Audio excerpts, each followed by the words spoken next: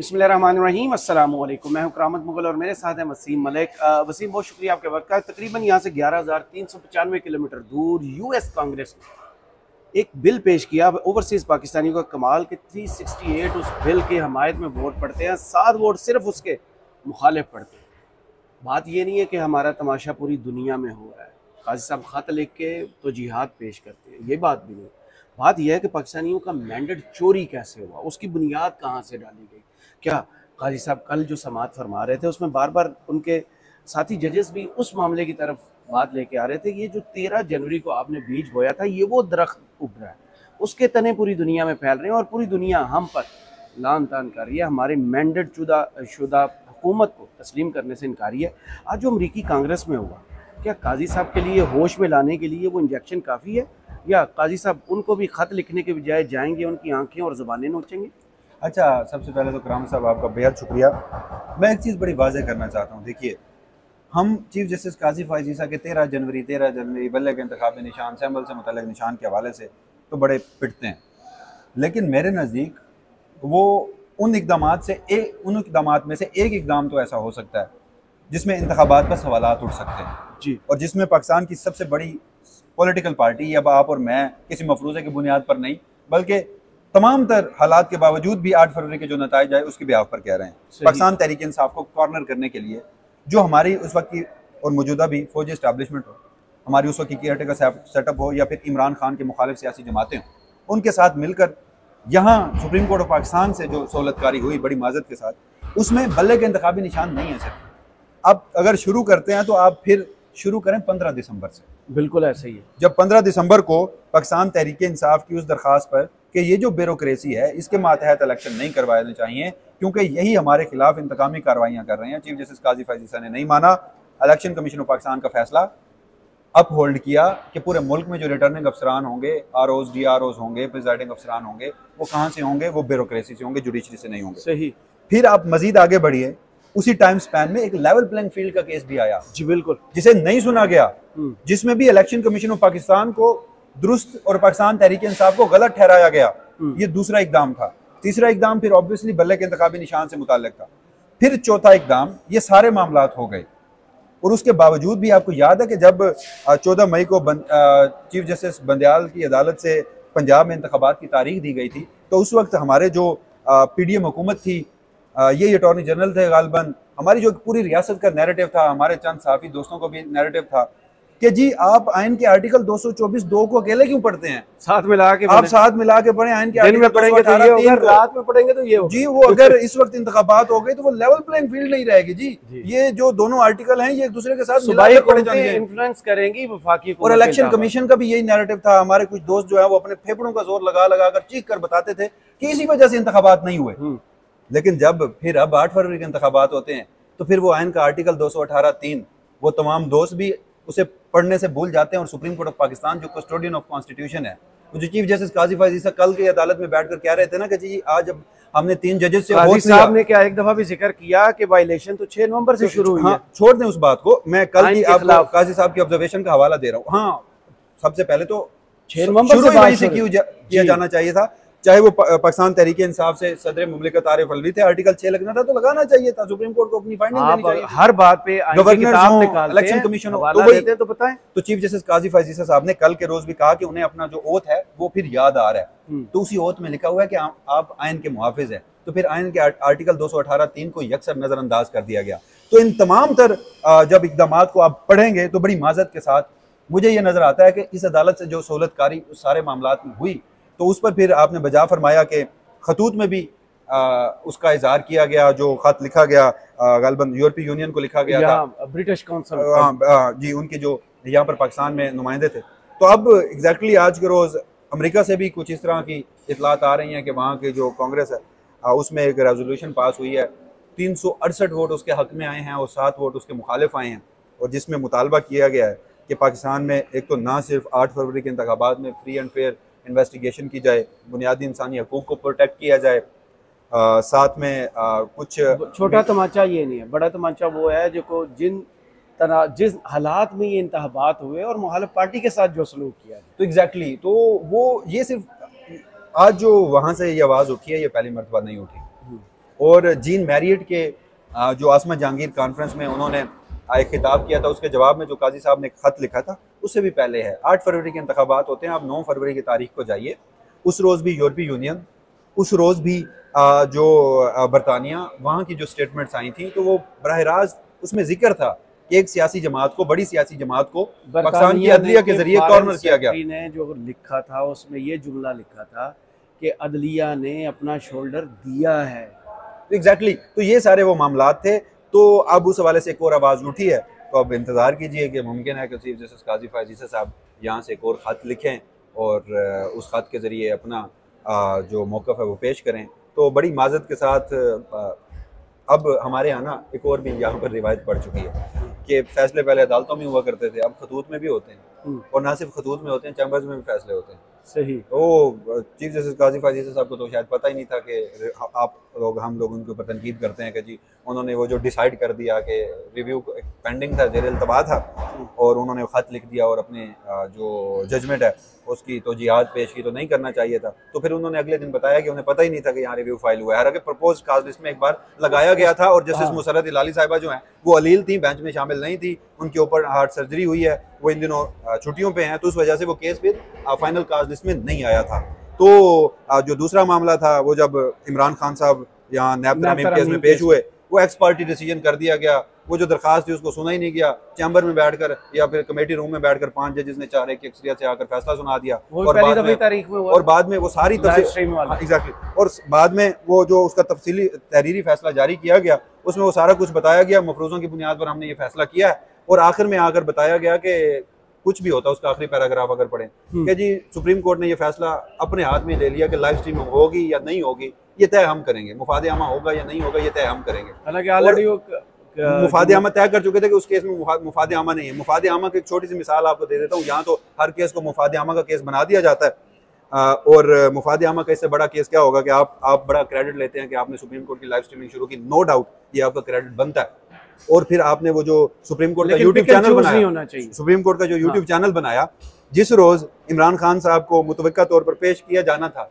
उस रोज supreme court के YouTube channel के सब्सक्राइबर गालबन कोई 14-15 हज़ार थे, और फिर एक ही रात में वो 80-85 हज़ार तक गए, और फिर जब आपको नहीं दिखाया गया इमरान खान साहब को तो वो 75-73 हज़ार तक लोगों ने उसे अनसब्सक्राइब किया। और फिर आप देख लें कि इमरान खान की सुप्रीम कोर्ट में पेशी से कबल सुप्रीम कोर्ट की वीडियोस पर कितने व्यूज आते थे और अब कितने आते हैं। तो ये कोई बोर्ड्स तो नहीं देख रहे ना, ये जो एनालिटिक्स हैं ये कोई इंसान ही पाकिस्तान में बैठ के देख रहे हैं, तो ये मुफाद आमा का केस है। पसंद की नहीं है, यहाँ बात है आइन और कानून की।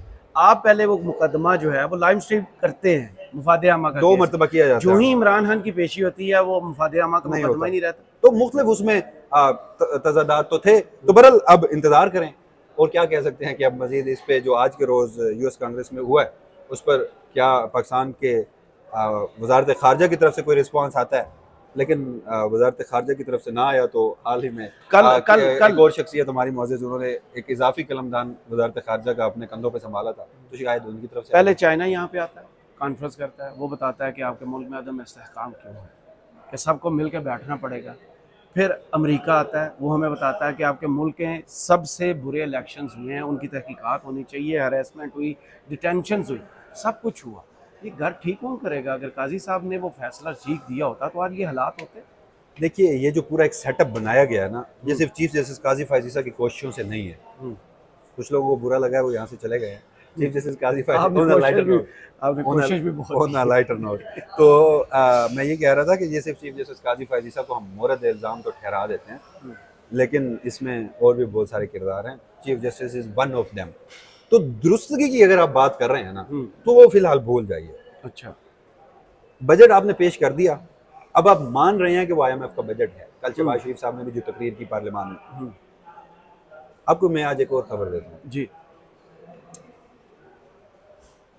अभी ये सेटअप आया नहीं था, एक शख्सियत बाहर से आई थी और उन्होंने अपने लिए लॉबिंग शुरू की थी, और फिर वो पाकिस्तान की वज़ीर ख़जाना बन गई जी। अब वो वज़ारत उज़्मा के लिए लॉबिंग कर रही हैं, और बड़ी तगड़ी लॉबिंग कर रही हैं। तो आपने अगले 6 से 8 माह ना उन शख्सियत के इकदामात के ऊपर गौर करना। पहले एक शख्स पंजाब से उठता है, रगड़ के रख देता है, इतनी नाइंसाफ़ी, इतना जुल्म करता है वज़ारत आला पर, 1 साल रहता है, उसके बाद वज़ीर दाखिला बनता है, फिर सेनेटर बनता है, उसके बारे में पहले इतलात आती हैं कि वो डिप्टी प्राइम मिनिस्टर, लेकिन नहीं, उसके बारे में जो मेरे सुन लीजिएगा ना, दूसरी शख्सियत जिसको वज़ीर ख़जाना बनाया जाता है, इसके बारे में ख्वाजा आसिफ खान रिकॉर्ड कह चुके हैं कि मोहसिन नकवी और औरंगज़ेब साहब ये पसंद हैं नवाज शरीफ साहब की।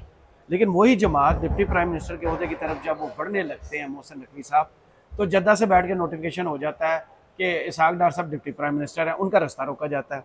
ये औरंगज़ेब साहब, इस पर मैंने पूरी एक वीडियो की थी, अगर आप 2017 में वापस जाएँ सर, तो डॉन न्यूज़ ने एक खबर की थी मनी लॉन्ड्रिंग के हवाले से कि हबीब बैंक की ब्रांचेज न्यूयॉर्क में क्यों बंद हुई थी। उस मनी लॉन्ड्रिंग के केस को पढ़ें, ये साहब वहाँ इन्वॉल्व थे और पीछे 7 दूसरे दोस्त कौन थे, नवाज शरीफ साहब। तो ये बड़ा पुराना पैचअप चल रहा है। लेकिन मैं आपको जो मैं आपकी खबर है, लेकिन मैं जो आपको खबर दे रहा हूँ, मुस्लिम लीग नून वजीर खजाना साहब से खुश नहीं है। सही, वजीर खजाना साहब इस वक्त प्राइम मिनिस्टर बनने के लिए लॉबिंग कर रहे हैं, बड़ी तगड़ी लॉबिंग कर रहे हैं।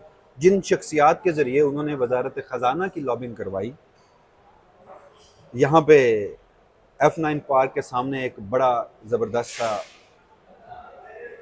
एक डिपार्टमेंट है, आप हाँ। एक यूनिवर्सिटी कह लें या एक आप इंस्टीट्यूट बोल रहे हैं। हाँ। वहाँ पे कुछ सेमिनार्स रखे गए, कुछ वर्कशॉप्स करवाई गई बाकायदा, उसी शख्स के नाम की, उसी शख्स के विजन की, वो एक पूरा माहौल सेट किया गया, बेस बना दी गई।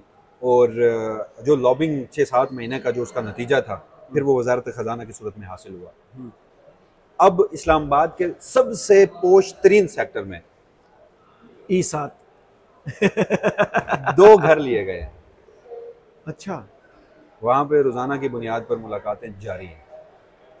वहाँ पे IMF के जो कंट्री हेड होते हैं वो भी 2 मरतबा जाके मुलाकात कर आए हैं। मुख्तलिफ ममालिक के सुफरा भी जा रहे हैं। तो अब जो उनका अगला हदफ है वो वजारत उज़्मा है, और हालात जिस तरफ जा रहे हैं, तो मुमकिन है कि मुस्लिम लीग नून कोई एक सीट हाली हो, वहाँ से बाई इलेक्शन लड़े और मुस्लिम लीग नून के हाथ में भी कुछ ना रहे। और उन्होंने बजट में हत्तुल इम्कान कोशिश की है कि मुस्लिम लीग नून का भी कख ना रहे, वो नहीं रहा, हुक्मरान जमात नहीं रहा। लेकिन सवाए सोलर पैनल्स के कुछ एग्जैक्टली। तो जो दूसरी शख्सियत जिनका आपने नाम लिया, तो उनके सितारे सुना है कि आजकल गर्दिश में है, शायद वो उनसे चेयरमैन PCB भी ले लिया जाए। खुर्रम दस्तगीर की एक स्टेटमेंट मेरे जहन में आ रही है, उन्होंने कहा था कि बहुत मुश्किल है मुस्लिम लीग नून की हुकूमत मुद्दत पूरी करे, इन हाउस चेंज आएगा, हुकूमत चलती रहेगी लेकिन इन हाउस चेंज आएगा। ये उसी तरफ यानी कि रियलिटी बनने जा रही है। इस वक्त जो हालात है वो मैंने आपके सामने रखे हैं। तो अब जैसे मैं आपको बता रहा था कि इस सारे इधर आ जाए ना, मैं उस कमरे की जानिब जाना चाहता था। देखिए उस कमरे को कोशिश तो कल जो कुछ हुआ, जो हमारी पहले वीडियो से बात हो रही थी, तकरीबन 24 घंटे हो गए, जो कुछ कल हिजाब ने कल किया, बड़ी हसल बसल उनने बसाई, बहुत मुंह बसोरा, बहुत कुछ करने की कोशिश की, चुप कर जो मैं फैसला करता हूँ, हर जज वो नहीं करे, मैं मॉनिटर बन के बैठे हुए थे। जस्टिस अतर मिर्ज़ा के साथ पर्सनल हुए, जस्टिस आयशा के साथ जो बदतमीज़ी इलेक्शन कमीशन के वकील ने की, उसमें इंटरवीन नहीं किया, जस्टिस मुनीब को बोलने से रोका, जस्टिस मंसूर को रोका। काजी साहब क्यों चाहते हैं कि ये मखसूस नशिस्तें जो हैं PTA को ना मिलें, ये जाके फिर जोली में उन्हीं की डरें, फिर जाके फिर वो जो बातें हो रही हैं वो जुडिशल पैकेज वाली को रियलिटी है। अच्छा, जुडिशल पैकेज के हवाले से लोग बात करते हैं, मेरा पहले दिन से काजी साहब के जो बाल उठ रहे थे, जोश, मेरा एक और मौक़िफ़ भी है इस हवाले से। जुडिशल पैकेज हो या ना हो, ये मखसूस नशिस्तें वापस उन्हीं सियासी जमातों को मिलना, ये जो पूरा एक सेटअप बनाकर, जो जैसे अर्शद शरीफ शहीद कहा करते थे कि बादशाह नंगा हो गया, बादशाह नंगा है, तो बादशाह ना सिर्फ नंगा हुआ बल्कि नंगा होकर चौक में आके खड़ा हुआ, और उसके नतीजे में ये सेटअप बना है। तो इसकी जो प्रायोरिटीज़ हैं वो बेशुमार हैं। उन्होंने ना सिर्फ ये जुडिशल पैकेज के हवाले से आईनी तरमीम करनी है, 18वीं आईनी तरमीम को छेड़ना है, ना तो पाकिस्तान पीपल्स पार्टी की कोई जुर्रत है इस वक्त, ना मुस्लिम लीग नून की जुर्रत है कि कोई सर उठा के देखे। तो इस मुल्क में आइन के साथ वो खौफनाक काम और वो खौफनाक ढांचा बनना है कि जो इस वक्त तक शायद किसी के तसव्वुर में नहीं है, शायद इस वक्त मौजूदा हुक्मरान जमातों के भी तसव्वुर में नहीं है। तो ना सिर्फ चीफ जस्टिस काजी फैज़ ईसा साहब, बल्कि जो बादशाह गर हैं वो भी पूरी कोशिश में, किंग मेकर्स हैं, वो भी पूरी कोशिश में है कि जजेस को मैनेज किया जाए और मखसूस नशिस्तें वापस उन्हीं सियासी जमातों को मिलें। लेकिन मेरी अब तक की अंडरस्टैंडिंग जी, जो मैं समझाऊं, मुमकिन है गलत हो, कल को सूरत हाल कुछ और भी हो सकती है, 100% मैं कंफर्म हूं कि ये मखसूस नशिस्तें वापस उन्हीं सियासी जमातों को नहीं मिलेंगी जो माले गनीमत के तौर पर इलेक्शन कमीशन ने दी थी। माले गनीमत नहीं, जो लूट मारेंगे, लूट मार के तौर पर, जो अवामी मैंडेट की तौहीन करके, जी, जो अवामी मैंडेट पर डाका डालकर ये सारे इकदाम किए गए थे। उसमें भी चीफ जस्टिस काजी फायज ईसा की मुकम्मल सहूलतकारी थी। अब वो अपने इकदाम को प्रोटेक्ट करना चाह रहे हैं। मेरी अब तक की अंडरस्टैंडिंग ये है जी कि अब जजेस के पास दो रास्ते हैं जिसके ऊपर कोशिश की जा रही है। इन नशिस्तों को खाली रखा जाए अगर रखा जा सकता है, ये नशिस्तें सुन्नी इत्तेहाद फिर वो लॉजिक आ जाएगी कि इन नशिस्तों पे जो नुमाइंदगी बनती है अवाम की वो नहीं होगी। हालांकि ये तो है ही रिजर्व सीट्स, ये तो वोट के सेनेट भी इस वक्त जी तकरीबन एक सूबे से उसकी नुमाइंदगी नहीं है, किसी को कोई तकलीफ नहीं है। बिल्कुल, अगर उसमें भी मैंडेट छीन कर दीगर सियासी जमातों को दिया जा सकता तो चीफ जस्टिस काजी फायज ईसा की जो अजियत है वो उनकी रूह तक पहुंच चुकी होती है। वो तड़प रहे होते, फड़फड़ा रहे होते कि आइन की खिलाफ वर्जी, कानून की खिलाफ वर्जी, फेडरेशन की अलामत, सेनेट वो खाली पड़ा है। तो मामला अगेन वही है, जजेस अब इस तरफ देख रहे हैं कि खाली रखा जा सकता है या सुन्नी इत्तेहाद कौंसिल को दिया जा सकता है। क्योंकि मैं पहले दिन से कह रहा हूँ, लोग मखसूस नशिस्तों का केस कह रहे हैं, मैं कह रहा हूँ नहीं, इस केस से बहुत कुछ तय होना है। ये बल्ले के इंतखाबी निशान से मुतल्लिक केस से भी अहम तरीन, हाँ, लेकिन उसकी अगली किस्त और अहम तरीन, जैसे आजकल आते हैं ना updated version ultra pro max, ये वही सूरत हाल है। एग्जैक्टली, देखिए इससे आपके जुडिशल पैकेज का तय होना है जो कि बराह रास्त अदलिया की आज़ादी पे हमला है। जो अब तक की सूरत हाल है कि जुडिशल पैकेज का स्ट्रक्चर क्या होगा, जो इतलात आ रही है, इससे आपके इंतखाबी किरदार पर जो अदलिया ने किरदार अदा किया मामलात पर, उसको प्रोटेक्ट करना है या उसका साथ नहीं देना, ये भी जजेस ने तय करना है। 13 जनवरी के फैसले को तय करना है। और जो आइन के साथ खिलवाड़ और जो इस मुल्क के साथ खिलवाड़ करने का सोचा जा रहा है आइनी तरमीम के जरिए, इस हाउस के जरिए अवामी मैंडेट की तौहीन करके, तो एक तरफ अवामी मैंडेट है, मैंने पहले दिन भी गालबन किसी जगह लिखा था कि एक तरफ है पब्लिक मैंडेट जी, जहाँ पर तमाम जजेस कह रहे हैं कि will of the people, will of the people, will of the people, अवाम की राय के आगे हमारा सर तस्लीम खम है, हमने अवाम की राय को देखना है। तो जनाब एक तरफ अवाम की राय, will of the people, public mandate है, दूसरी तरफ आपकी फौजी इस्टेब्लिशमेंट, आपकी मौजूदा हुकूमत, चीफ जस्टिस काजी फायज ईसा और उनके कुछ जजेस की ख्वाहिश है। तो अब सुप्रीम कोर्ट के मेजॉरिटी जजेस, उनका इम्तिहान है, इधर विल ऑफ द पीपल और पाकिस्तान की फौजी इस्टेब्लिशमेंट। सही। 24 घंटे बाद कल यानी इधर 11:30 बजे केस की समाअत है। काजी साहब को कितने जजेस का आप देख रहे हैं कि जो साथ मिल जाएगा इसके हक में फैसला देने में या इसके खिलाफ फैसला देने में? अच्छा देखिए, अगर इस हवाले से रिमार्क्स के थ्रू हम जर्नलिस्ट बैठ के कोई एक आइडिया हमारे यहाँ हम तकसीम तो नहीं कह सकते, नहीं चले हम रुझान कह सकते, हम कह देते हैं हम, क्योंकि तकसीम होती है जी। ये फुल कोर्ट से अब पूरी दुनिया ने देखा है कि तकसीम क्या है। चले हम ना कहते, पहले हम साफी झिझकते थे, हम साफी कोर्ट रिपोर्टिंग को मजीद फिल्टर लगाकर अवाम के सामने रखते थे, बिल्कुल अदालत के एहतराम में। चीफ जस्टिस काजी फायज ईसा ने लाइव स्ट्रीमिंग करके सब कुछ ही एक्सपोज कर दिया, सत्यानाश कर दिया। वो जो तशक्कुस हमने बड़ी माजरत के साथ इस आईनी अदालत का बनाया हुआ था लोगों के माइंड में, अब लोग एंजॉय करते हैं और हमें बुरा भला कह रहे होते हैं। तो वहां पर तकसीम है, चीफ जस्टिस काजी फायज ईसा, जस्टिस अमीनुद्दीन खान, जस्टिस मोहम्मद अली मजहर, जस्टिस इरफान सादात जी, 4 जजेस ऐसे हैं जिनके बारे में मैं श्योर हूं कि ये मखसूस नशिस्तें काजी साहब के साथ जाकर उन्हीं सियासी जमातों को देना चाहते हैं। सुने, जस्टिस नईम अख्तर अफगान, माजी का उनका कंडक्ट देखूं तो वो चीफ जस्टिस काजी फायज ईसा के साथ जाते दिखाई दे रहे हैं उसी टोकरी में। लेकिन इस केस में मुझे लग रहा है गालबन वो जैसे 2-4% इम्कान होता है कि वो कोई सरप्राइज दे दें। ये चलें, आप जस्टिस नईम अख्तर अफगान को भी इधर ही गिन लें। उसके बाद जस्टिस दूसरी साइड के जो एक्सट्रीम के जो पोजीशन ले चुके हैं, जस्टिस मुनीब अख्तर, जस्टिस आयशा मलिक, ठीक है, जस्टिस इसमें अतर मिनुल्लाह, जस्टिस मंसूर अली शाह, सही, जस्टिस जमाल खान मंदोखेल, जस्टिस शाहिद वहीद, 6 जजेस या अफरीदी साहब। तो अब 6 ये हैं, 5 वो हैं, 11। 2 जजेस ऐसे हैं जो जज नहीं होते, जिस तरफ गए उसमें जस्टिस याह्या अफरीदी अनप्रेडिक्टेबल है हमेशा से। परसों के रिमार्क से तो लग रहा था कि वो मखसूस नशिस्तें उन्हीं सियासी जमातों को देना चाहते हैं। कल की ऑब्जर्वेशन से लग रहा था कि वो मखसूस नशिस्तें सुन्नी इत्तेहाद कौंसिल को देना चाहते हैं। तो वो हमेशा से अनप्रेडिक्टेबल रहे। मामला है जस्टिस हसन अजहर रिजवी पे, वो किस तरफ जाते हैं, सही। और on a lighter note, justice Mohammad Ali Mazhar और जस्टिस हसन अजहर समझी हैं दोनों।